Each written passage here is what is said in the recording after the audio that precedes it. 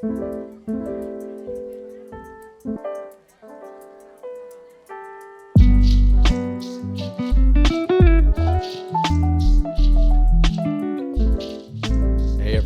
back to another episode of the Real Family Business Podcast. Today we're going to talk about who cares how you've always done it. That's pretty strong language, pretty direct, but what would you expect from the military guy? So Cody, I know you want to take us through this thought today. What do you got for us?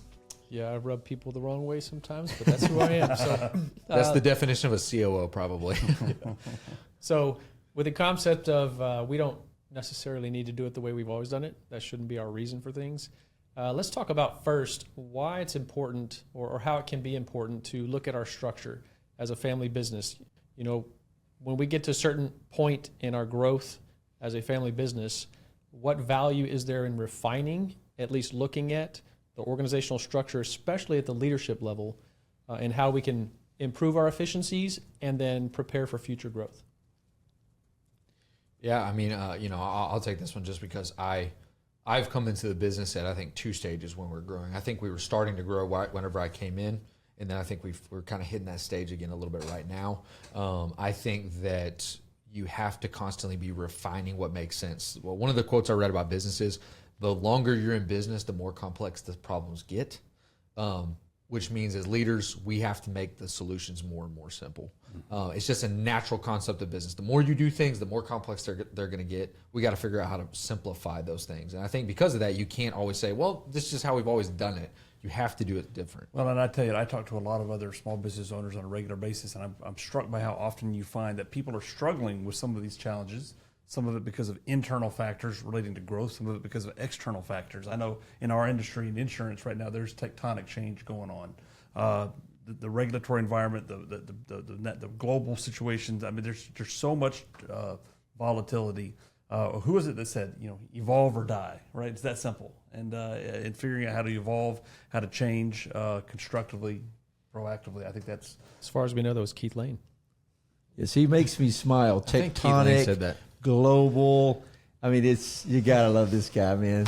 It's good. It's good. I'll do me. That's all I know how to do. So I was thinking about this. One of the things with the structure is when you grow, and I take our organization just as an example. So we've gone from a piece of paper to hundreds of people. Is when you hit those thresholds, if you're not willing to be open-minded to changing what needs to change to make that next step, you're going to be stuck. Yep. Because you will bottleneck at these different levels. Right. And the only way to fix that is having an open mind. Yep. And I think some people get closed-minded, and that makes no sense because you've got to know what you're good at, what your various people are good at, and then you have the right people on the right bus but in the right seat. And sometimes those things shift. I know Jackson and I, as an example, kind of, we were figuring each other out when he was going through college and getting out of college and he coming into the business. And same thing with Josiah and others, is that knowing what we're good at and what we're great at. And so working together within those structural changes, maybe, is that kind of what you're talking about, Cody? Yeah, absolutely. Because when you start off as a family business, what I talked about in previous episodes, often starting as one individual. And so if you're doing sales and the finances and the janitorial work, as you get 10 to 15 people, you can't do those same things. You have to reassess who's doing what. As the CEO, you just keep the janitorial work. We've tried that. Well, think about this. You think about you either do something, you defer it, you delete it, or you delegate it. Well, how you delegate if there's not people? But when you grow, then there are ways to delegate. But you shouldn't delegate things that you're the best at. You should delegate things that other people can do to allow you to do other things. Yeah, a good buddy of mine. We talk probably once a month about kind of business stuff. He told me the other day. I told him I had some stuff to do on my to-do list. He said, "Aren't you the president of the company?" I said, "Yeah." He said, "You don't have a to-do list. You have a must-do list." I.e., if you're doing it, you better be the only person doing it. Otherwise, you should delegate it and do something else, right? And I actually really like that. I was like, I retitled it now my must-do list. And it helps me think about, is this something I actually have to do to help the business, or is this something someone else could do? I'm just being stubborn with it. I think that when you think about, this is the way we've always done it. It's funny because we have we call them our Rollo Rules. They're our core values. So in December of, 23, Jason and I created these and we rolled them out to the agency about a year ago. And your mom. And my mom, yep, she did. She helped us out a lot. But we created these Rollo Rules, and rule number 5 for us is the answer is never, underlined, because we've always done it that way.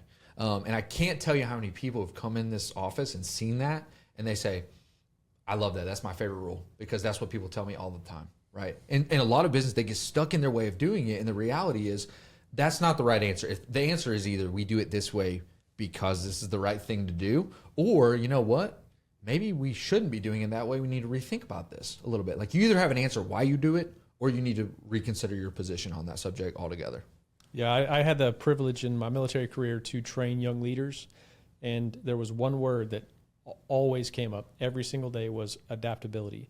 It's you can't really train it, but you can prepare for it. So you can't teach a person this is step 1 of every solution. This is step 2 of every solution. This is step 3. You have to train people and understand as a leader yourself that in your business you're going to have to consider there are options out there that you may not know about, and be willing to listen to those. And like you just mentioned, there was somebody you were just talking to, and they just randomly heard you say something and said, hey, consider this. And you said, oh, that's a good idea. You have to be willing to do that everywhere you are and put yourself in situations you can hear more of it. You know, and I can't understand if people aren't willing to get outside the box. Someone asked my wife one time, his mom, that, you know, does Jason ever get outside the box? And she said, get outside the box. He doesn't even have a box, you know. And so, but I think when you take that approach, and then goes back to, again, what people are good at, because, say, Jackson likes structure and loves structure, that you have to start with knowing what you're good at so that structure can be developed properly and putting people in the right place in that organization as you grow. Yeah. I think the hardest thing for most family businesses, though, is as they grow, I know this has been a struggle for us, is keeping things simple. You want to hold on to like every complexity that we do. Like, this is what makes us successful. We fixed this hard problem. It's like, it's a weird circumstance, but it's an easy problem. Like, you all know, most time you know the solution. You're just unwilling to like actually fix it. Yeah. But how often is the situation one where somebody doesn't even realize they have a problem, right? I mean, there's psychology involved in this, right? I mean, first step to fixing a problem is admitting that there is a problem, and sometimes I think I've seen too many cases where people know that there's a problem, but they don't even begin to know where to go to have it. But I can't state the fact that I think some people aren't comfortable with looking at what they're good at. They get territorial. Well, I've always done this. Yeah, but you're really better at that. Right. And so knowing that about yourself is very big. And if your people can admit that, then they don't feel threatened. This goes back to the one we talked about earlier about people that feel loyal. Like, look, you're not threatened. You're actually going to be enhanced in what you're doing because you're naturally better at this, which helps the structure changes. Yeah, and I'd like to speak one thing, especially to family business owners, is don't think that you are no longer a family business if you have to step away from a duty or a role. Yeah. Like you mentioned earlier, it's you just have to put the right person in that position that you trust and knows the family business and knows the values and the vision, and that person's going to take care of that. Please don't think that you have to continuously hold on to that yourself for it to still be a family business. And maybe you're really good at something, but you don't like it. Yeah. Okay, if possible, you want to do something that you both like and you're good at. Yeah. And you know, there is an entire discipline. There's authors, there's a series of books, change management. I mean, what we're talking about in many aspects for organizations is how do you manage change? Yeah. And that's not easy. It's not quick. It's not simple. But there's definitely some things. It's hard too because I think there's a lot of sometimes pride that goes into, well, I spent a lot of time and effort building this thing to be this way. Right. But that sometimes makes it hard when you have to adapt it and change it. And it's easy to sit here and talk about like, hey, we need to just change that thing. It's a lot more difficult like day to day. I'm starting to see that now in the business 5 years in, because 5 years ago I was like the fresh perspective of everything. I had no clue how anything worked. So everything was like very clear to me why it was or was not working because I didn't have a perspective of it. Now that I've been part of the solution as to how we fixed that original problem, sometimes it's hard to fix the secondary problem because I was part of that solution originally. Talk about technology in particular. Before we go there, can I tell a story that I think makes this come full circle? So whenever we were growing, and this is a number of years ago, quite a few years ago, we were making one of those big steps. And some of the people who'd helped build where we are, and I could sense the stress, and mainly the stress of not knowing what's next. And I'll tell you what helped a lot is I just took all those key people and their spouses and all their kids to Disney World and paid for it all. You did do that. That's true. Yeah. And so I can tell you it's amazing how that kind of changed perspective somehow. How I think they knew I was serious about it, but I cared about them. and they would still be a big part of what we're doing. And I think doing things, I mean, you can't always do that. And that was something that was a milestone type deal. But, getting vulnerable and letting them know that you care about them and giving back to them, all of that comes in. And it's amazing how it kind of fixed that situation. At least to that step it did. I thought it was a kind of a neat deal, neat story in our history. Yeah, I think change is really, really hard, especially for small businesses. Even family businesses, because now we all knew our place. We all knew what we were doing. It's too much. We're overwhelmed, but we at least knew who was doing what, and it was in our in-house. And when you try to change that at all, it can be very stressful for certain people. So just know that even looking at it can cause stress for some people. Well, I'm president. I was president and CEO, and now I'm just CEO because Jackson took over the president. Contrary duties. to what his LinkedIn title says. His LinkedIn title still says he's the president. I don't check LinkedIn. Probably should do that. and so anyway, and so Facebook to me is my face in a book. But anyway, so Jackson now is running the day-to-day as president, and he's better than I was at that position. But I was willing to admit it, right? And so it's good to, I guess, know yourself. It's recorded, by the way. It is recorded. We're totally going to. I didn't say he was better at everything. I said he was better at that. Please mark that. No. Here's the thing. I know that one of the next areas we want to go into was like getting outside perspective. Is that correct? Yes. Yeah. Well, so we kind of interrupted you earlier. Well, I was Sorry. just interested again. So many times for families, for established small businesses who've been started in a different era, in a different generation. I mean, even you opened your business in the 90s, 80s, 90s, but you're trying to figure out how do I adapt in 2024, right? We're in the information age. Talk for just 30 seconds. Yeah. How have you seen technology and the need to get ahead of change and to look at organizational structure and who does what? Talk about that from your perspective. I'm a tech guy in terms of like I grew up with a lot of the things around us today. Like iPhones were, I think I was like in junior high or something like that. So like a lot of this stuff I grew up with it, so it's just a little bit more natural. I know Josiah's even better than I am at it because he grew up even more with it and enjoyed it more. I definitely think every business is moving that way. The area I think family businesses can make the biggest impact with it though is I think a lot of companies are trying to replace people with technology, right? There's all this AI talk and, we can replace all these people with technology. The reality is the good businesses that learn to leverage technology with people are the ones that are going to be the most successful. I've referenced it before as technology with a soul. Yeah, right, absolutely. Meaning there's people behind the technology. Yep. Using the technology to do what you're doing, you're not just letting it control you. Yeah. But technology is a humongous piece to business right now, and it's a disruptor. It is a disruptor, and it's very important to get it correct because there are a lot of companies out there that you can work with, and they're built on bad foundations, right? We think a building is built on bad foundations from an insurance perspective, but there's a lot of companies who are working with software vendors who are built on bad foundations as well, and that's terrible for your long-term scale of your business. But the thing about bringing in like an outside perspective to help with some of this, I think you got to bring other people into your business. I've seen this as the most successful thing that we have done in the last 5 years since I've been here. What do you mean by other people? What do you mean? Well, here's what I mean. I mean when your business is growing, you naturally have the challenge of you have to hire. You have to bring other people into your business. I don't necessarily mean like a consultant. Some people do that. We're kind of hard-headed, so we don't do that very well. We just bang our head against the wall until we figure it out. But I think he's talking about me. No, I'm this way too. I'm out of the box, right? But I'm hard-headed. But here's the thing, right? I think when you bring in these new people into the business, you're bringing in new perspectives. So one of the things I always ask new people when they first get here, a week in, hey, what do you love about Rollo Insurance? And then I ask them next week, what do you hate about Rollo Insurance? You're 2 weeks in, what do you hate? Because they have something I don't have anymore. They have perspective of something being new. And how often do you cite that when you were ascending into your leadership role? You sat in every leadership meeting and asked why? Why?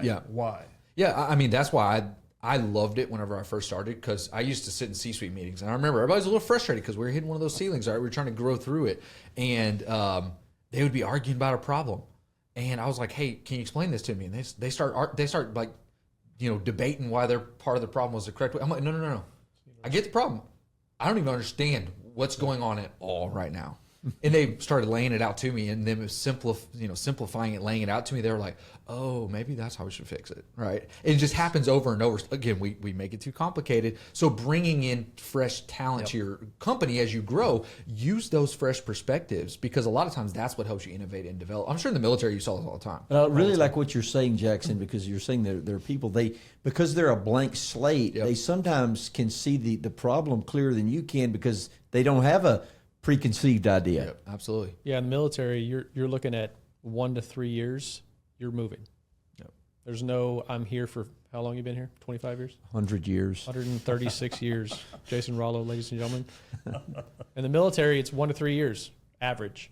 So every 1 to 3 years, you can guarantee you're moving to another assignment. You're getting a new person in to fill that assignment. So it's every single time a fresh perspective of, okay, they have to look at what's going on and give some new insight and give some consideration. And coming into something like insurance for me, I was like, the first 2 weeks, I was like, I don't know what insurance means. Just can you explain that to me? Mm-hmm. And it forces people who've been doing it for so long to stop and go, hey, let me define what I am actually trying to do to a human being that doesn't know how to spell insurance.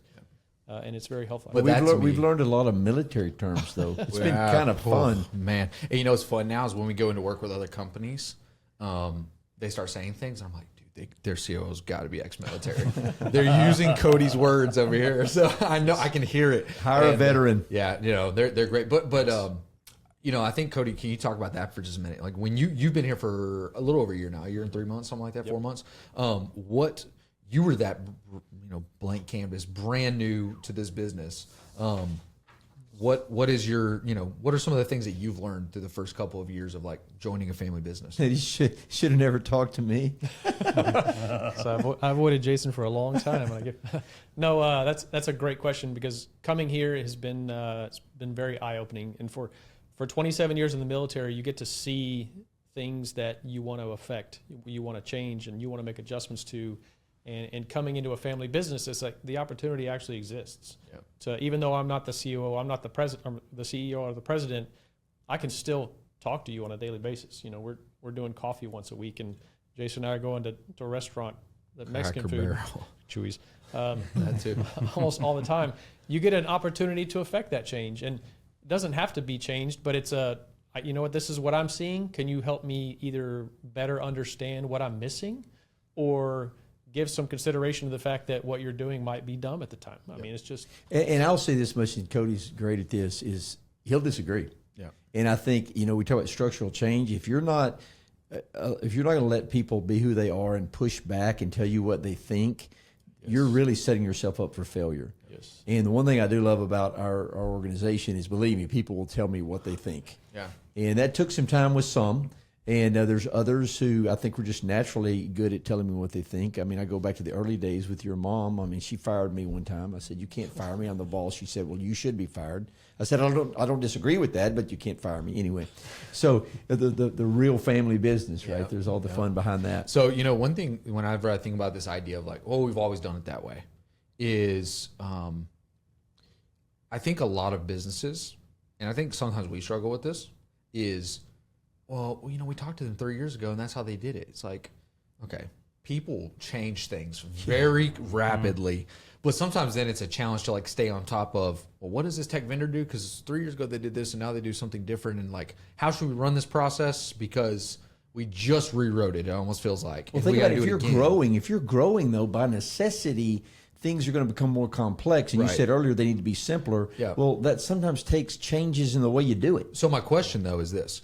How do you go about constantly, changing and not falling into this attitude because of, well, a year ago we switched that process, so it should be up to date. How do you set the standard for your people that we're always adapting but not always changing? It's to develop a mindset of seeking. I think is the answer to that. You're seeking advice from others, even if you're not even if you're not asking specifically for it. You're seeking something in the books you read. Just another tidbit of information that might help you make a better decision tomorrow. You're always seeking. Me and the IT guy downstairs, Daniel, we talked to a guy that he had talked to 3 years ago, just today, because situation today is different than 3 years ago. Yeah. And it's just constantly seeking opportunities and information that can help us be better as leaders in the future. And I also think, let's say you have a technology and you don't fully understand that technology, and then you jump to another one and another one and another one. That's not the same as, hey, I understand what this one does, but now it won't do what we needed to do. Therefore, we're bringing in a new technology. Right. That's a whole different situation. Well, we used to struggle with that like a ton, right? Whenever I first came in, I remember like the first technology, I was like, ooh, that one, we need that one. Everyone was like, we don't buy new technologies because the last 4 we bought didn't work. When I started many years ago, I can remember 25 years ago in the business, and I evaluated and bought the best management system you could buy. And then I realized, number one, there wasn't enough staff to learn how to run it, much less use it. So we own this big, shiny toy that no one could even turn on. Yeah. I mean, think if you could go buy, a Boeing 747 airplane, but you can't even fly the crop duster. I mean, that's kind of a problem. Yeah. So you need to know what you have and not just jump around, but then when you realize you've hit a wall, be willing to add or change what's needed to fix the situation. I would say this too. I think it starts with the leadership team. It starts with the CEO, the president, and so on and so forth on the way down. A learning leader is better than a knowing leader. Because the reality is, I heard Buzz Williams say this the other day. So Buzz Williams is the head coach of Texas A&M, kind of right here in College Station where Rollo Insurance is headquartered. He said this the other day in a speech. He was talking about basketball, but he said, how did he word it? He said basically the idea of your rate of change or your rate of learning has to be faster than the rate of change for you to even have a chance to be successful. So if the world is changing quickly, which COVID, technology, all this stuff is changing pretty quickly, your rate of learning has to outpace that if you even want a chance of being successful. So I think as a leadership team, we set the idea we learn to get better, therefore you need to learn to get better because we're doing it, you're doing it, and we're all going to get better together, which means we're going to constantly be editing these processes and procedures and things like that. Hey, Keith, I got to know, what do you think? If you had to choose one character trait for a leader, what would that be and why? I think it's the ability to go to the pain. We're talking about how do you how do you evolve? How do you adapt? And I think it's recognizing that there is a pain point, and I think it's going to the pain. And it's understanding that as you go to fix the pain, you don't go with a preset solution in mind. You're going to work the problem, not knowing what the answer might be. Understand that you may have to go get an outside set of eyes. You may need to push the envelope with what your existing leadership apparatus can accommodate. But going to the pain, I think that's a character trait that growing small family businesses should lean on, should go to try to break through. I think I know what you're saying, and I want to say something. I think it'll build on that, maybe go before that, and that is integrity. And I read years ago, and I love this statement: "My integrity is not for sale." And so you think about that. So if you have a basis of integrity in who you are, and then there needs to be structural change in the perspectives of outside people. But if you've built that loyalty and that trust, we've talked about all those things, then guess what? Then you're able to go to the pain because people realize, hey, I'm not going to be personally hurt, and I can make that change and maybe do something I've never done or go to a position I've never moved. I may not fully understand it, but I trust these people because they have integrity. And I think that goes back to the core of family business, and it's behind it all. I should cite my source on that. Dr. Justin Gale. He was my wife's doctor for both of our kids' deliveries. And when she was before she went in labor, he goes, whatever you do, when you start having those contractions and it's time to get that baby out, he said, go to the pain, because if you stretch out, it's going to slow this whole thing down. So my wife to this day, something rough's going on, she's like, better go to the pain, honey. So, okay. Oh, man. There's a lot of different directions we could go. Hey, I'm just trying to keep it real, keep it fresh. It's real. That is real. As real as it gets. Cody, you're in charge of this episode, so you take this. Well, I'll say this much. All of us have children, and we will all say our wives are tougher than us. We would all agree to that. I agree. Yeah. Behind every good man is an even better woman. That's true. Amen. That's true. Or in front of for some of us. That's true. Depends on who has the gun. Kind of as we close out this episode, and you think about applicable action item for our listeners. They're running their family businesses, and maybe they've developed a little bit of the habit of, well, we've always done it this way. What's your one piece of advice going around the table to them on overcoming that obstacle themselves to make their business better? I'll start. Don't forget who you are, but always be willing to change what you're doing. Okay. Cody Dameron. That was good. I'm going to say get out of your comfort zone. Yep. I would say if you trust your company and you trust your leaders and you trust the people you work with, then trust them and take this step and see what you can do with it. And if it's not working or you're having trouble, go back and talk to them. And maybe you need to be in a different seat on the same bus. But if you're on the right bus, we'll find the right seat. Trust the leadership.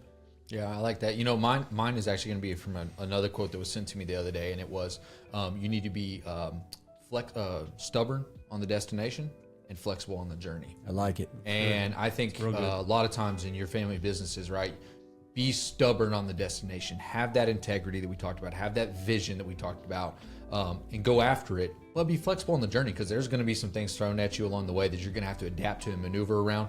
And what that means is the answer in your business is never because we've always done it this way if you want to be successful. Thank you guys for joining into the Real Family Business Podcast. We look forward to catching up with you on the next episode.